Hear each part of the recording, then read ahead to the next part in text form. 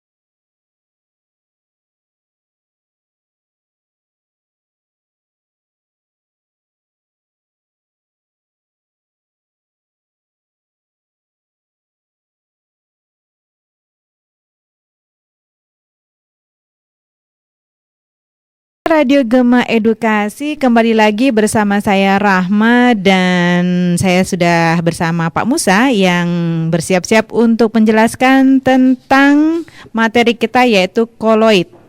Nah, Pak Musa, kita akan membahas materi koloid ini dan mudah-mudahan pendengar Radio Gema Edukasi bisa menyimak dan dapat memetik pembelajaran dari apa yang nanti Bapak sampaikan. Silakan Pak. Baik, Insan Edukasi. Apa itu sih yang namanya koloid? Ya, sebagai contoh, saya ambil namanya krim kocok nih. Krim kocok atau yang kita kenal dengan whipped cream biasa digunakan untuk menghias kue. Ya. Ya. Krim kocok juga ditambahkan dalam minuman, jus buah, susu, es krim maupun kopi. Krim yang digunakan berasal dari bagian susu berkadar lemak tinggi atau lemak nabati. Oleh karena mengandung kadar lemak tinggi, krim akan mengembang dan mengental jika dikocok. Nah, krim kocok inilah merupakan salah satu koloid yang jenisnya busa. Jadi sebenarnya ada berapa jenis, Pak? Banyak nih, mengenai koloid ini banyak. Nanti kita akan sampaikan ya. Ya, kalau dilihat dari fase-fasenya sih ada sekitar 8. Banyak juga ya. Gitu. Cuma apa sih yang namanya koloid? Jadi pada dasarnya kita mengenal beberapa wujud zat. Ada padat, cair, gas. Ya. Nah, sedangkan ternyata di alam atau dalam kehidupan kita tidak hanya 3 tipe itu aja, padat, cair, dan gas, ya kan? Tapi campuran dari kedua fase itu. Ada yang padat cair, ada yang cair gas, ya kan? Ada yang padat gas. Nah, itu kita kelompokkan namanya adalah koloid. Oke, Gitu. baik. Nah, selanjutnya yang pertama nih, ya. Sebelum kita memasuki koloid, ya, kita akan coba bagaimana pembuatan dari koloid itu sendiri. Pembuatan koloid ini kita akan mengenal 3 nama, 1 larutan, koloid, dan suspensi. Ya, larutan itu apa? Ya, larutan sejati. Kayak air gula, air garam, itu adalah larutan. Gitu.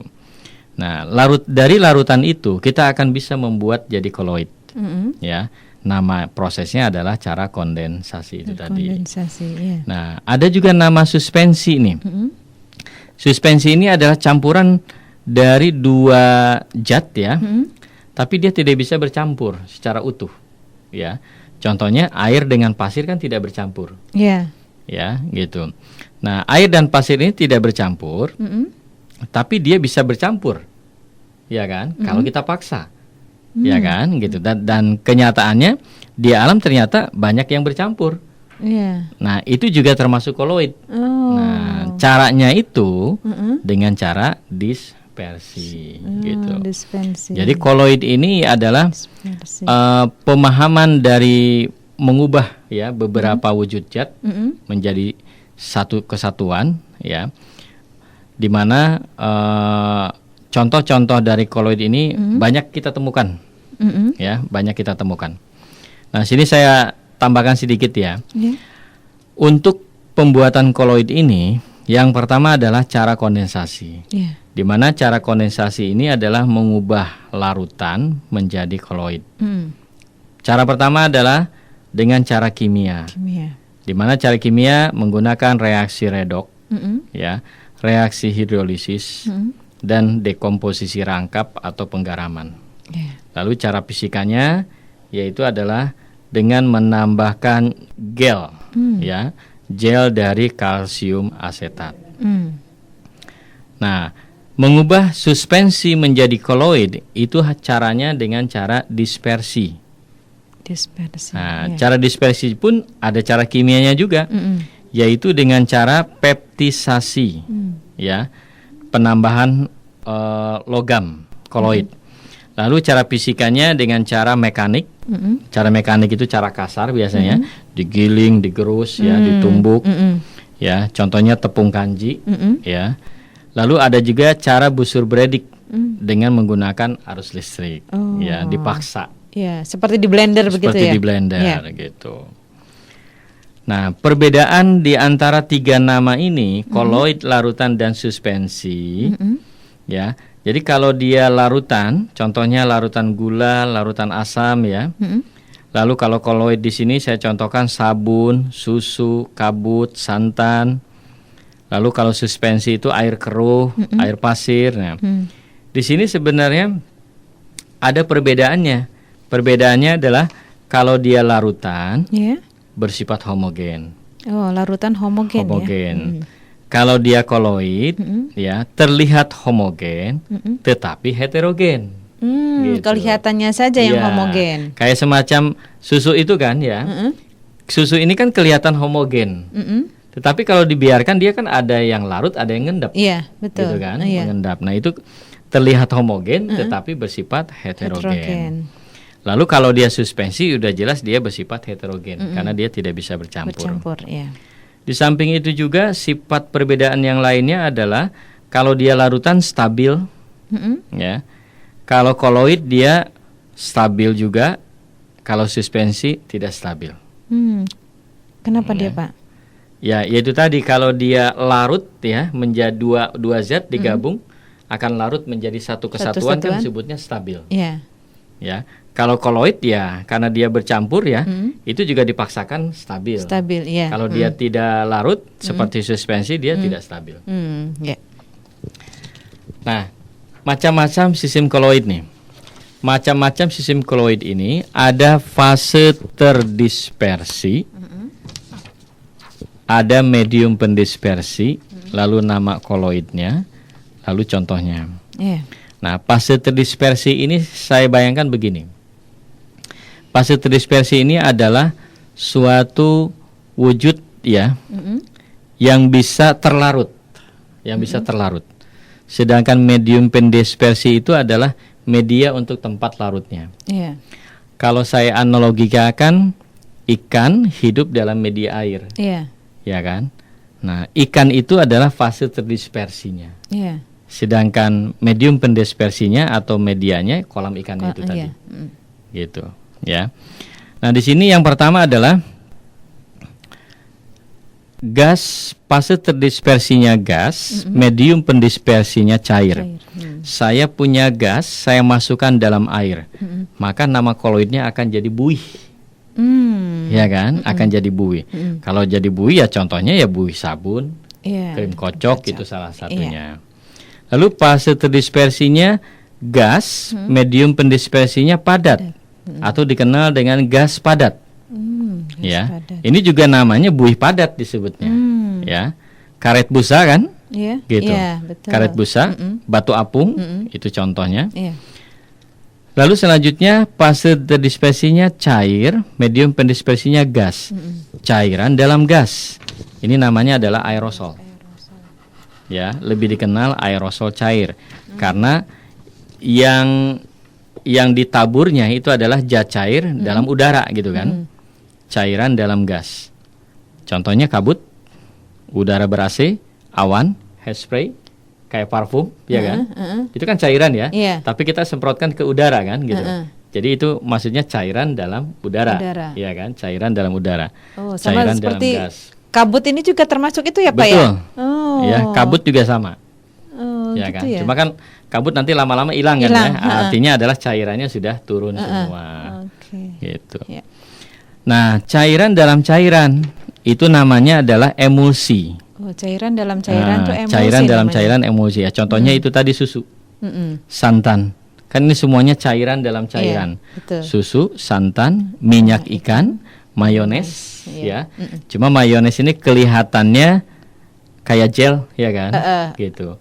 Padahal dia cairan dalam cairan. Artinya kalau kita pegang kan dia lebih lembek. Iya, betul. Gitu, ya. Tapi seperti agak berbusa juga Betul. sih, Pak.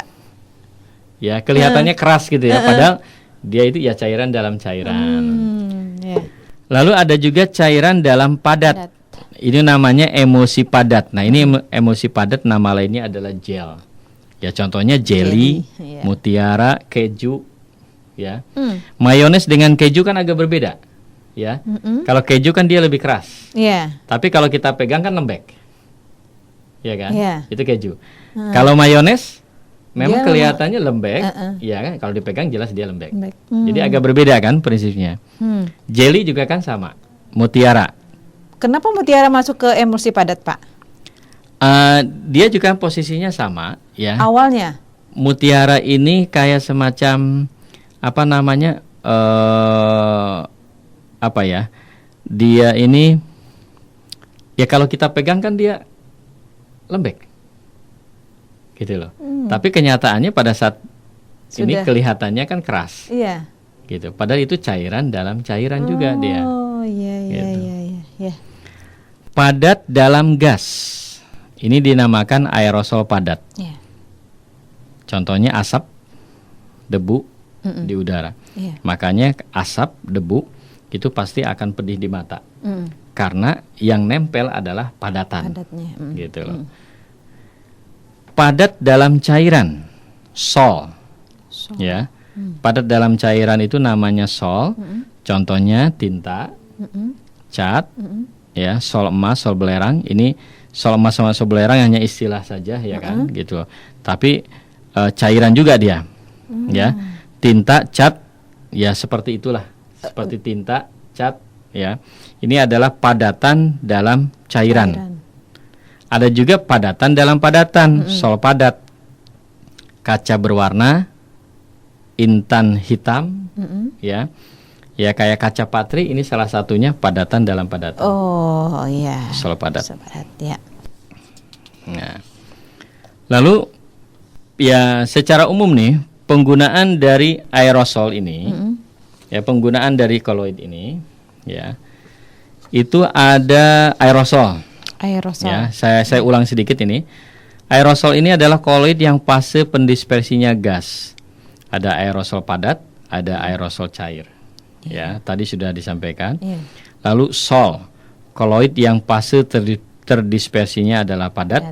Contohnya sol sabun, sol deterjen, ya, sol kanji, tinta dan cat. Lalu juga ada emulsi, di mana koloid yang fase terdispersinya adalah cair. Jadi fase terdispersinya adalah fase yang melarutnya. Ada yang berbentuk gas dinamakan aerosol, gitu ya. Kalau berbentuk padat dinamakan sol. Kalau bentuk cairan dinamakan emulsi.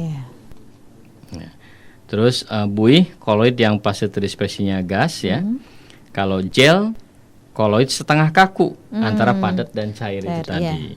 Agar-agar, lem, kanji, selai, gel jamur, gel sabun dan gel silika. Gitu. Jadi nama-nama koloid yang kita temukan ini, ya kan, dalam kehidupan sehari-hari kan semuanya pasti tahu. Ya. Tapi kita tidak tahu bahwa itu adalah salah satu contoh dari koloid.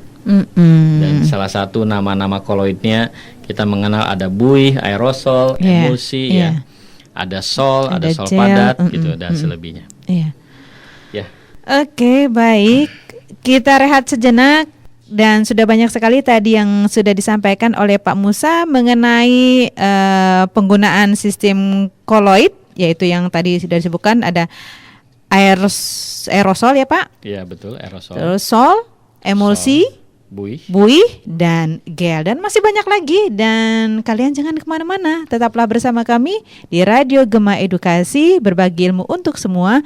Karena nanti kita akan lebih banyak lagi mengupas tentang apa tadi Pak?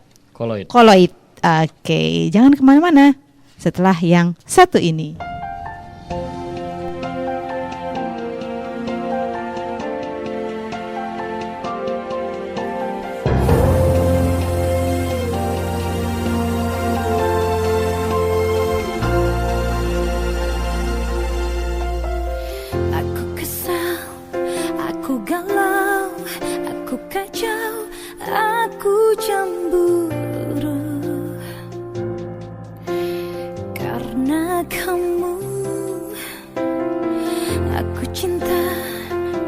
Gengsi, aku rindu ingin bertemu sama kamu. Cinta yang membuatku begini, cinta yang buatku lupa diri. Kau di mana? Kau berada?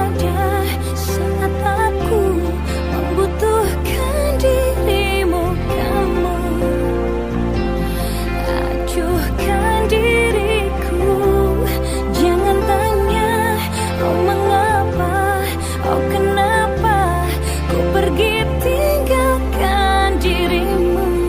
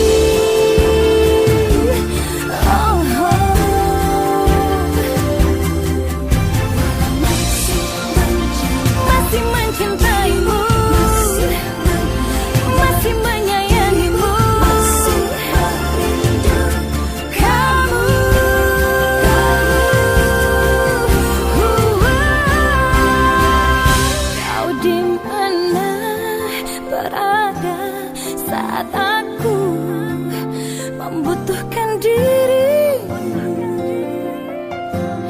Aku tak sanggup. Kau di mana? Kau berada? Acuhkan diriku. Yang kan hanya ku pergi tinggalkanmu. Karena aku, oh karena aku tak sanggup sendiri.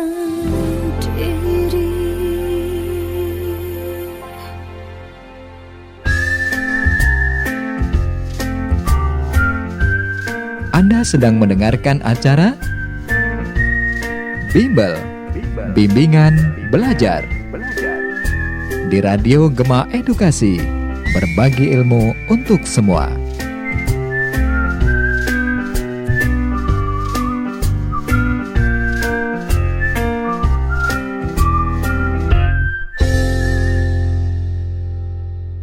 Masih dari studio Radio Gema Edukasi yang dipancar luaskan dari Jalan Dr. Andes Warsito nomor 72 Teluk Betung, Bandar Lampung. Radio Gema Edukasi, berbagi ilmu untuk semua.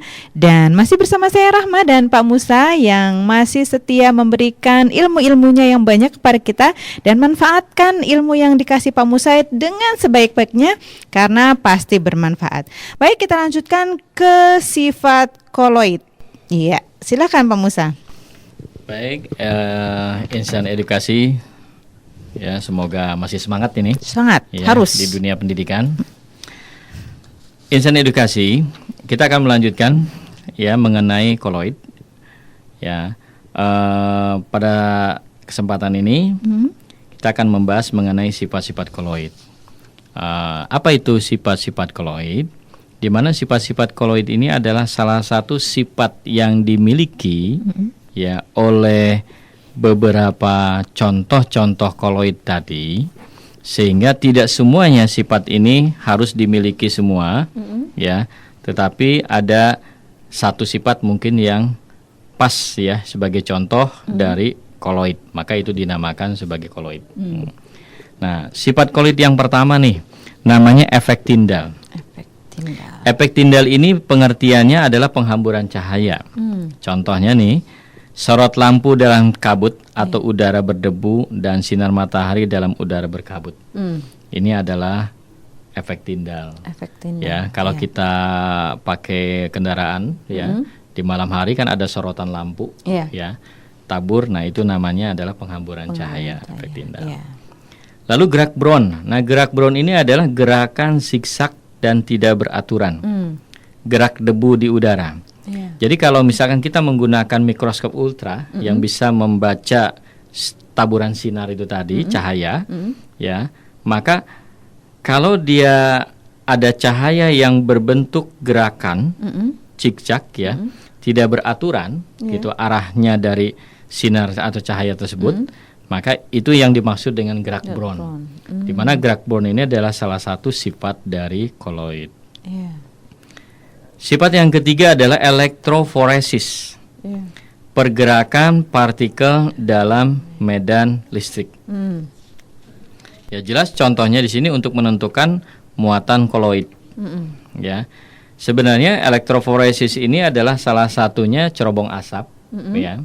Di mana cerobong asap ini adalah zat buang yang bersifat polutan ya, berbahaya, tetapi pada saat dikeluarkan ya, udaranya itu sudah otomatis ada yang namanya filtrasi kan di dalam di dalam cerobong asap itu. Nah, filtrasi itulah yang dinamakan sebagai elektroforesis itu tadi.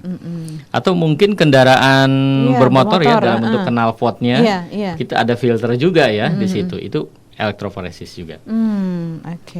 Adsorpsi, nah ini banyak sekali nih pengertian dari adsorpsi ya yang banyak digunakan dalam kehidupan kita. Itu penyerapan permukaan koloid. Contohnya nih pemutihan gula pasir, ya obat sakit perut atau yang kita kenal dengan norit. Jadi proses kerjanya adalah menggunakan adsorpsi tadi.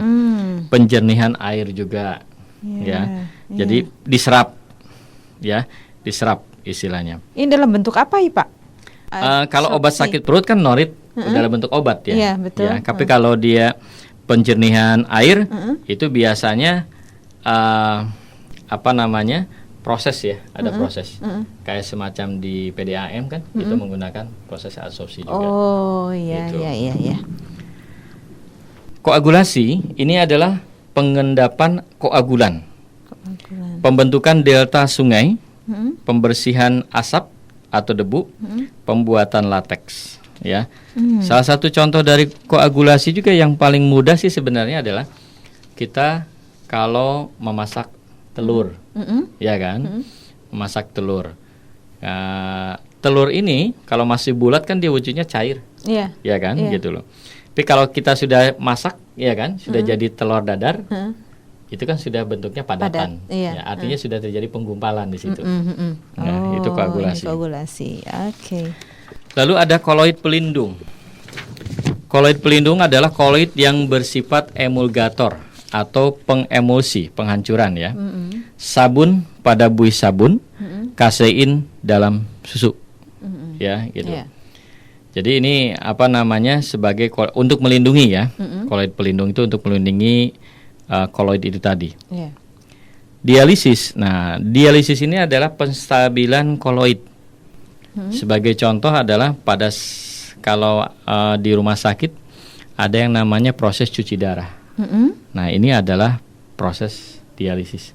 Salah satu koloid ya. Jadi adalah menstabilkan koloid. Ya, menstabilkan darah itu dengan cara dimurnikan. Ya, yaitu cuci darah itu kan pengertiannya bukan berarti darahnya dicuci ya kan gitu. Tapi koloid-koloid yang ada di dalam darah itu yang menggumpal, yang berbahaya, itu nanti kan disaring, ya kan? Terus ditambah lagi dengan darah yang baru, ya, sehingga yang menggumpal-gumpal tadi itu kan dibuang.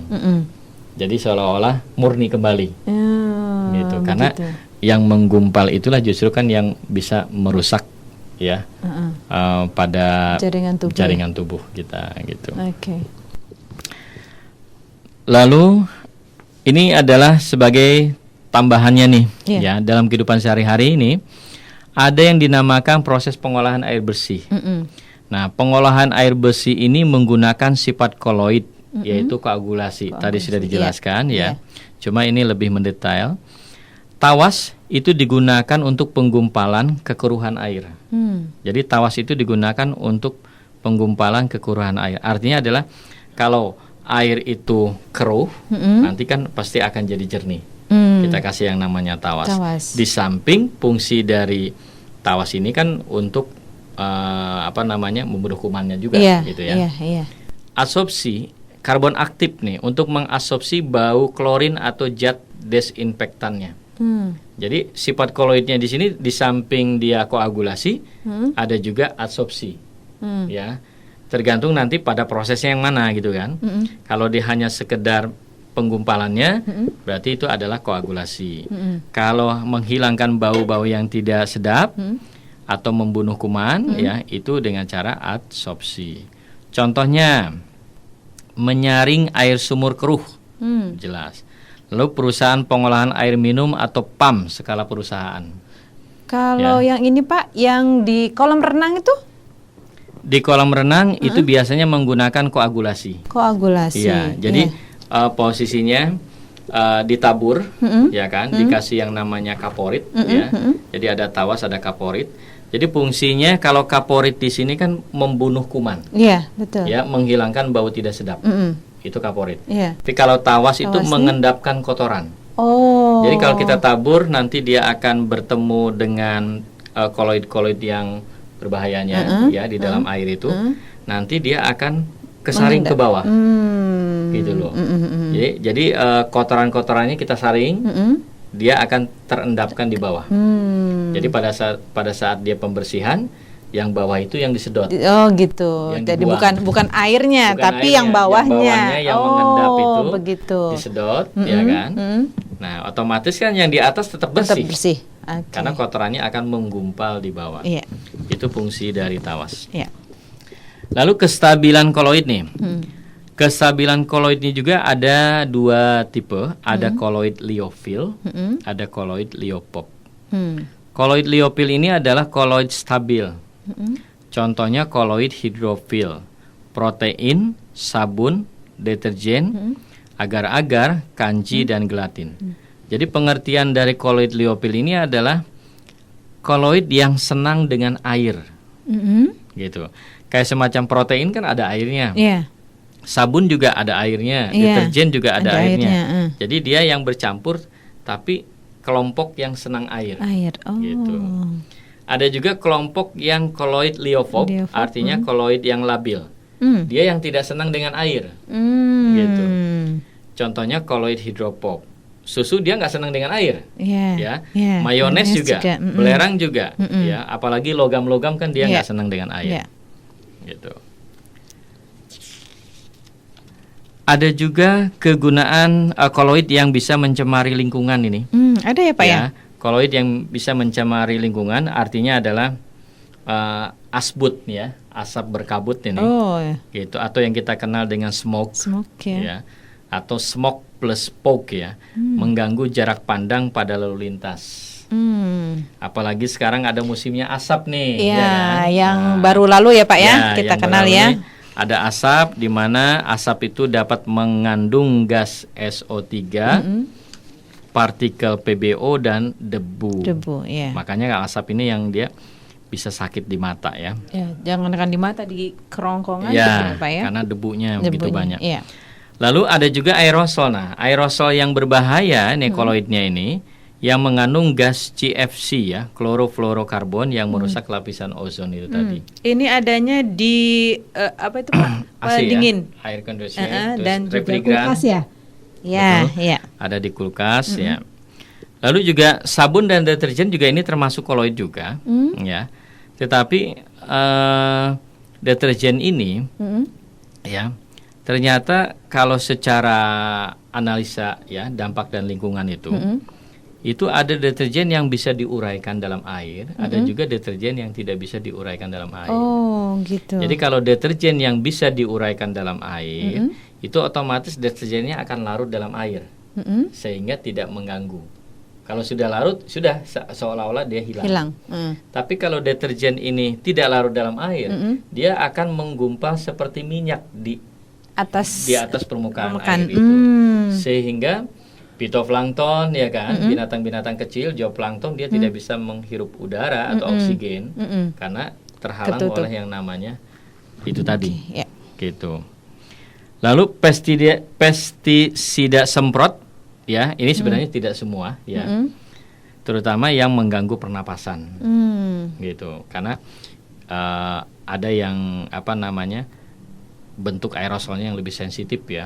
Tapi kalau sekarang kan pestisida semprot ini kan banyak ditambahkan rasa ya, pewangi. Gitu. Ya, ini artinya adalah biar baunya atau wanginya itu tidak menusuk dan tidak mengganggu pernapasan. Ini biasanya dipakai untuk pertanian ya Pak ya? Pertama biasanya kayak semacam fogging ya, pertanian, karena itu memang benar-benar membunuh ya pestisida gitu. Bukan untuk di rumah kalau yang ini. Iya, iya. Jangan ya Pak ya. Tapi bagaimana yang kalau fogging yang untuk demam berdarah Pak? Ini termasuk di sini enggak Pak? Ya betul. Fogging yang demam berdarah itu juga termasuk. Makanya memang pada saat terjadi fogging ya usahakan ya kita jangan menghirup udara atau oksigen ya di sekitar ada fogging itu gitu loh. Karena nanti takut terjadi yang namanya udara yang kita hirup itu adalah bukan dari gas oksigen, tapi adalah dari gas CO2 atau dari gas CO-nya. Nah, itu justru akan menghambat atau mengurangi proses pernapasan. Sehingga kita kelihatannya untuk napasnya sulit. Susah, karena iya. terhalang. Iya. Gitu. Jadi yang wajib menghirup adalah nyamuknya ya Pak ya? Iya, mungkin. Oke. Baik pendengar Radio Gema Edukasi, semakin mengasihkan dan semakin banyak pengetahuan yang tadi sudah disampaikan oleh Pak Musa, dan mudah-mudahan ini juga akan menambah wawasan kalian dalam ilmu kimia. Dan tetaplah bersama kami di Radio Gema Edukasi, berbagi ilmu untuk semua.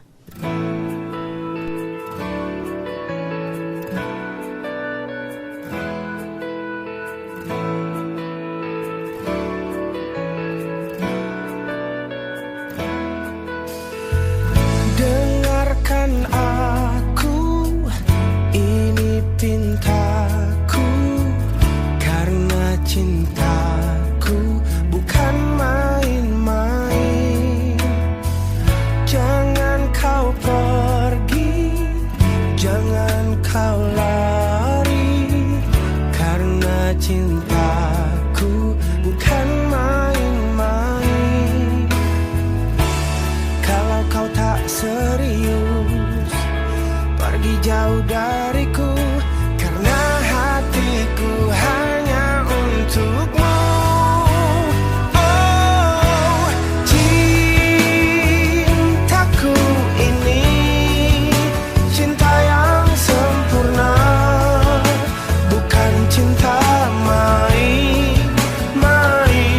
Oh, cintaku ini cinta yang abadi, bukan cinta yang mudah diambil.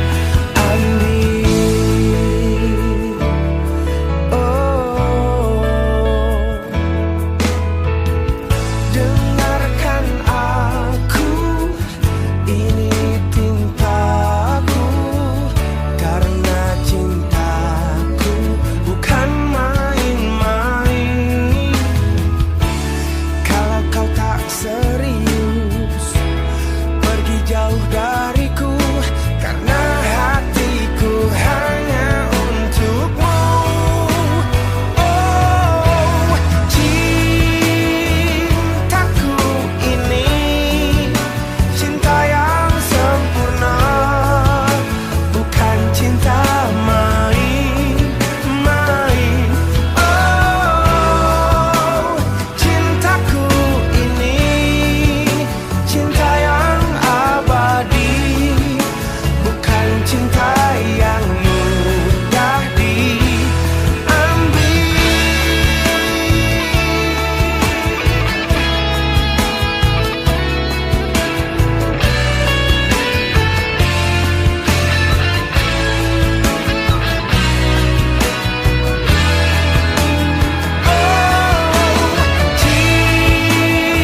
Cintaku ini cinta yang sempurna, bukan cinta main-main. Oh, cintaku ini cinta yang abadi, bukan cinta yang mudah diambil.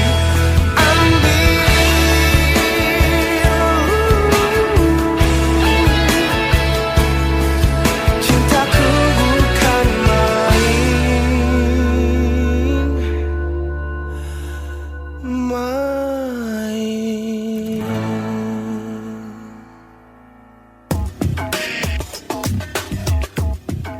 Anda masih bersama Radio Gema Edukasi, berbagi ilmu untuk semua.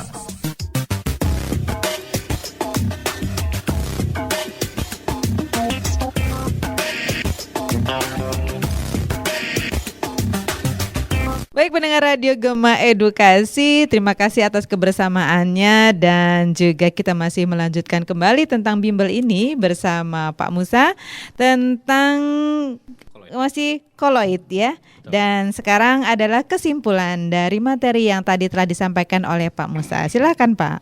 Baik, insan edukasi ya. Untuk pertemuan ini kita akhiri dengan kesimpulan ya. Jadi sistem koloid ini banyak digunakan pada kehidupan sehari-hari, terutama dalam kehidupan sehari-hari. Hal ini disebabkan sifat karakteristik dari koloid yang penting. yaitu dapat digunakan untuk mencampur zat-zat yang tidak dapat saling melarutkan secara homogen dan bersifat stabil untuk produksi dalam skala besar. Nah, kita kelompokkan berdasarkan jenis industri, ya. Banyak sekali aplikasi dari yang namanya koloid ini, ya. Contoh-contoh koloid ini muncul. Seperti dalam industri makanan, itu kan ada keju, mentega, susu, saus salad. Itu adalah contoh dari aplikasi koloid. Kalau dalam industri kosmetika dan perawatan tubuh, contohnya adalah krim, pasta gigi, sabun, ya. Kalau industri cat pasti cat, ya. Kalau industri kebutuhan rumah tangga, sabun, deterjen, ya. Industri pertanian, pestisida dan insektisida. Industri farmasi, minyak ikan, penisilin untuk suntikan. Selanjutnya, aplikasi dari koloid ini adalah pemutihan gula nih. Di mana pemutihan gula tebu yang masih berwarna dapat diputihkan dengan melarutkan gula ke dalam air.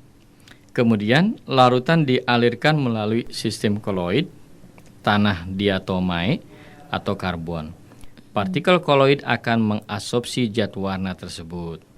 Partikel-partikel koloid tersebut mengabsorpsi zat warna dari gula tebu sehingga gula dapat berwarna putih. Lalu penggumpalan darah. Darah mengandung sejumlah koloid protein yang bermuatan negatif. Jika terjadi luka, maka luka tersebut dapat diobati dengan pensil stiptik atau tawas yang mengandung ion-ion aluminium dan besi. Ion-ion tersebut membantu agar partikel koloid di protein bersifat netral, sehingga proses penggumpalan darah dapat lebih mudah dilakukan. Nah, sekarang kalau dalam proses penjernihan air keran atau PDAM yang ada saat ini mengandung partikel-partikel koloid tanah liat, lumpur, dan berbagai partikel lainnya yang bermuatan negatif. Oleh karena itu, untuk menjadikannya layak diminum, harus dilakukan beberapa langkah agar partikel koloid tersebut dapat dipisahkan. Hal itu dilakukan dengan cara menambahkan tawas. Rumus kimianya tawas, aluminium sulfat. Ion Al3+ yang terdapat pada tawas akan terhidrolisis membentuk partikel koloid aluminium hidroksida yang bermuatan positif. Setelah itu, aluminium hidroksida akan menghilangkan muatan-muatan negatif dari partikel koloid tanah liat atau lumpur dan terjadi koagulasi pada lumpur. Lumpur tersebut kemudian mengendap bersama tawas yang juga mengendap karena pengaruh gravitasi. Gitu. Jadi banyak sekali wujud zat ya yang tidak bisa kita uraikan, seperti padat, cair, dan gas. Nah, makanya kita akan mempelajari mengenai koloid ini. Itu lebih penting karena campuran dari dua wujud zat, ya, bisa padat, cair atau cair gas, itu dikembangkan dalam sistem koloid, ya. Lalu dikembangkan juga dalam sifat-sifat koloidnya, di mana sifat koloid ini kan bermacam-macam, ada efek Tyndall, gerak Brown, elektroforesis, absorpsi, koagulasi, koloid pelindung, dan dialisis. Demikian. Baik, terima kasih Pak Musa atas kehadirannya di studio dalam acara bimbingan belajar untuk siswa-siswi kelas 12. Dan nanti di lain kesempatan kita dapat berjumpa kembali. Demikianlah pendengar Radio Gema Edukasi, bimbingan belajar kita untuk hari ini bersama Pak Musa Nur Rasyid SPD. Beliau adalah guru fisika di SMA Negeri 2 Bandar Lampung. Kami pamit undur diri, namun sekali lagi kalian dapat mendengarkan acara ini esok hari di jam yang sama namun dengan materi yang berbeda, atau kalian dapat mengakses melalui www.disdikbud.lampungprof.go.id. Saya Rahma dan kru Radio Gema Edukasi yang bertugas dari Studio Dinas Pendidikan dan Kebudayaan Provinsi Lampung, Radio Gema Edukasi, berbagi ilmu untuk semua, mengucapkan terima kasih atas kebersamaannya, tetap semangat, beraktivitas, dan sampai jumpa.